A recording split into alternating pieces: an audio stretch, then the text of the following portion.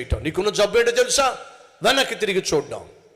వదిలేసినటువంటి పాపిష్టి అలవాట్లను మళ్ళీ ప్రారంభించటం, వదిలేసినటువంటి పాపిష్టి స్నేహాలను మళ్ళీ స్టార్ట్ చేయటం, వదిలేసినటువంటి పాపిష్టి బంధాలను, అక్రమ సంబంధాలను మళ్ళీ పెంచుకోవడం, మళ్ళీ పోషించటం.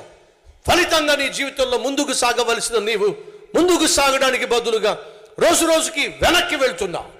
నీ జీవిత ప్రయాణం ఎలా ఉందో తెలుసా? ఒక అడుగు ముందుకేస్తావు, 3 అడుగులు వెనక్కేస్తావు. అడుగుతున్నా, వాస్తవంగా నువ్వు ముందుకెళ్తున్నావా వెనక్కి వెళ్తున్నావా?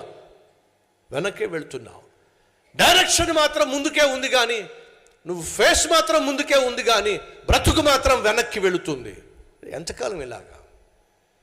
40 సంవత్సరాలు ఇశ్రాయేలును అరణ్యంలో నడిపించినటువంటి మోషే 120 సంవత్సరాల వయసులో కన్నుమూశాడు.